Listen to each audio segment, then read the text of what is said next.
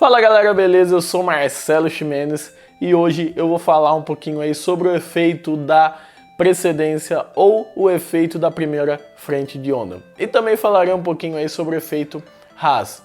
Esse efeito da precedência ou efeito da primeira frente de onda é um efeito psicoacústico binaural. Tá, calma aí pessoal, vocês já vão entender como é que esse efeito funciona. E ele foi descoberto aí pelos nossos amigos Lothar Kramer e Hans Walasch, mais ou menos ali em 1948, 49. E eles descobriram que se eu tenho dois sons separados por um pequeno atraso de tempo, eu percebo esses dois sons como apenas um evento auditivo. Tá, como assim? Quer dizer que se eu tenho dois sons separados por um pequeno atraso de tempo, então chega um som, logo depois chega outro som, eu percebo esses dois sons como um único evento auditivo, então quer dizer que eu percebo esses dois sons como se fossem um, tá? Dentro do nosso cérebro, isso aí é somado, tá? Eu recebo um som, logo depois eu recebo outro e eu percebo como apenas um único evento auditivo, que é muito legal, tá? E eles descobriram também que acima de 40 milissegundos, né? Obviamente esse atraso aí de tempo entre os dois sons tem um limite, né? E o limite é algo em torno aí de 40 milissegundos. Acima de 40 milissegundos aí para voz e música, eu começo a ouvir eco, tá? Então abaixo de 40 milissegundos eu percebo como se fosse apenas um evento auditivo. Outra coisa, eles descobriram que isso também afeta muito a localização da nossa fonte sonora, tá? Como assim? Eles descobriram que a primeira frente de onda é onde está localizada a nossa onda sonora, tá? Pelo menos o nosso cérebro pensa assim. Então quer dizer que se eu tiver uma caixa de som aqui e a outra aqui, e eu tocar esses dois sons aí como um pequeno atraso de tempo, vamos supor 5 milissegundos, então vai chegar esse som à minha orelha e logo depois chega esse. Seria como a minha orelha cancelasse esse som, tá? Mesmo que chegue um aqui e o outro aqui, seria como minha orelha cancelasse esse som, tá? Na verdade, a orelha aí, o nosso cérebro cancela a localização desse som e define a localização exatamente para essa caixa aqui, tá? Então, por mais que esse som ajude na localização, ele é suprimido por esse. E por mais que esse som ajude no SPL, tá? Eu vou ouvir um som mais alto quando tiver as duas caixas tocando, eu não vou perceber que o som está vindo de lá e vou perceber que o som está vindo daqui, tá? O que é muito legal também e o que define aí a localização da nossa caixa de som. A gente pode fazer um teste aí e experimentar para ver se isso aí realmente funciona. O que eu vou fazer? Eu vou começar a falar aqui e vocês percebam se o som está indo para a esquerda ou se o som começa a ir para a direita, tá? O que eu vou fazer? Eu vou começar a atrasar aí a minha fala, eu vou copiar os dois sinais da minha fala e vou atrasar um pouquinho aí para a esquerda. Agora eu estou falando na esquerda, então se você tiver um fone de ouvido aí, você vai perceber que a imagem sonora deslocou, tá? Então coloquem o fone do jeito certo, tá? Não vai confundir direita com esquerda.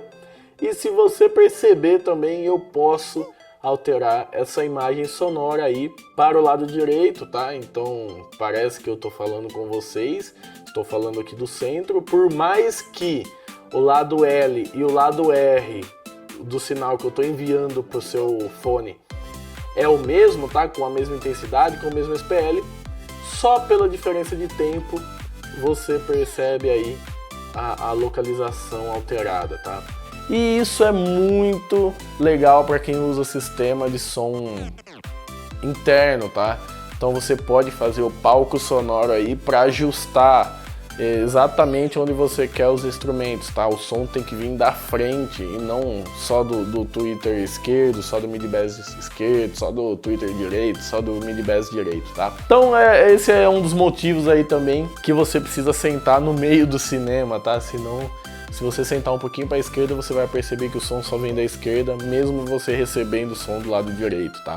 Se você quiser fazer um teste legal também e tá duvidando de alguma coisa aqui desse canal, volta para lá, para onde eu tava falando e alterando o delay dos canais e fica apenas com o fone esquerdo, percebe a intensidade, depois coloca apenas o fone direito, perceba a intensidade, coloquem os dois e percebam que parece que o som vem só de um lado e o outro está totalmente desligado.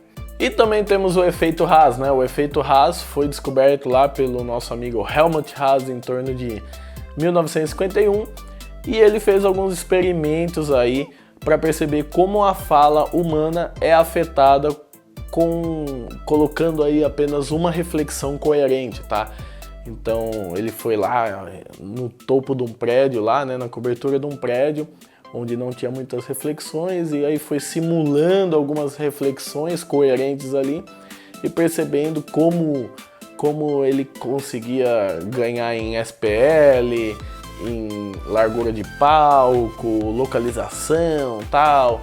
E com isso ele conseguiu aí descobrir várias coisas, né, como aumentar a largura da sala virtualmente, tá? Então, se eu tenho lá um sistema LR estéreo, né, com as caixas espaçadas aí em 2 metros, com esse efeito Haas aí, eu conseguia fazer algumas jogadas aí com as reflexões e aumentar virtualmente a largura dessa sala. Então, uma sala que parecia aí ter 3 metros de largura acabava parecendo que tinha 5, 6, 7 metros, né?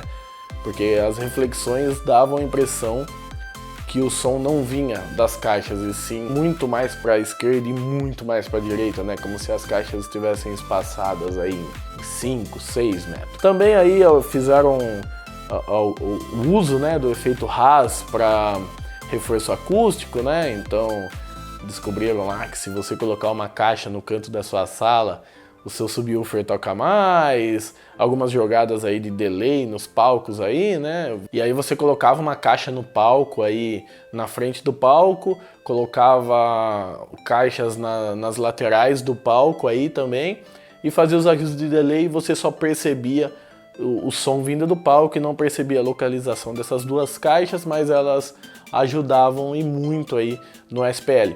Ah, uma coisa muito legal aí que eu esqueci de citar, eu acabei lembrando agora, acabou dando um clique aqui na minha cabeça, é que o segundo som, tá, quando eu tô falando de localização, pode estar até 10 dB mais alto que o primeiro, tá? Então quer dizer que se eu tô com uma caixa tocando aqui pra mim e outra aqui, e essa chega primeiro, essa aqui pode tocar até 10 dB mais alto que as minhas orelhas, aí, o meu cérebro vai perceber a localização apenas dessa, tá? Então pode ser um tu bem mais alto aqui e eu vou perceber a localização apenas dessa. Essa vai ajudar no SPL, tá?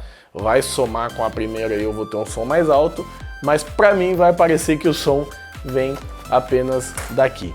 Certo? Então, pessoal, espero que vocês tenham gostado, espero que eu tenha merecido o seu like. Se você não é inscrito no canal, considere se inscrever, deixa o like para ajudar a gente, compartilha com os amigos, ativa o sininho e deixa sua sugestão aqui nos comentários. Um abraço e até mais.